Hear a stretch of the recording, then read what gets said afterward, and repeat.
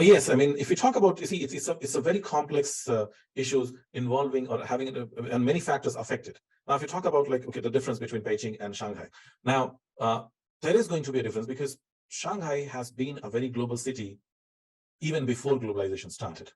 If you look at the history, I mean, one of the major cities of the world. So in the East, we talk about Hong Kong, okay? We talk about Shanghai. In the West, we talk about London, right? We talk about Paris. These are very old cities. These are cities that saw movement of trade and, I mean, movement of capital, movement of human resources a long time before everybody else started, okay? So Shanghai has been a very international city even before globalization started to take shape in the 1950s, okay? So you see that it's going to be a bit different, similar to what we see in Mumbai, okay, in India. Now, it is very different from New Delhi. Now, New Delhi is very similar to Beijing in that sense that it's the seat of political power. So the changes there are much slower. It's globalization does not affect it that much compared to Mumbai, where things are much more open and it gives you a feel of a very different city compared to all the cities in India. Okay, so globalization affects different cities in different ways depending on from where it's starting. So as you say that, okay, Shanghai is much more westernized than Beijing. That is definitely possible because they started at different points in history in terms of how they were dealing with international business.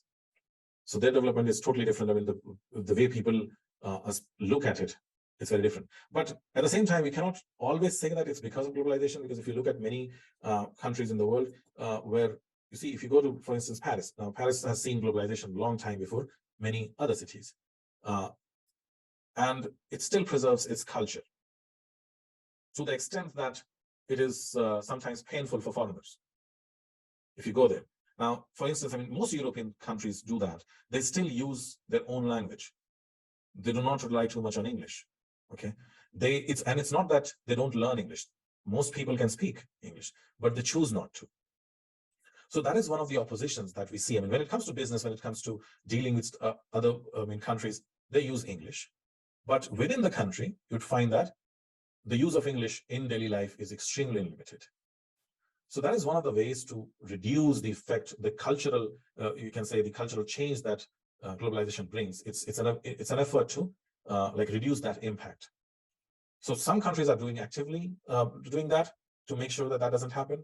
Other countries are not. For instance, China did not resist that aspect of globalization. India did not resist that aspect of globalization. So we see a huge amount of change that is happening. But this change is actually on the surface itself. If we look at the consumption pattern of people, if we look at how people still buy things, how people do trade, it's still very rooted in culture. And today we are going to discuss culture and globalization. So I'll give you some examples and you can yourself decide and see that how that is very rooted in culture even now. Okay.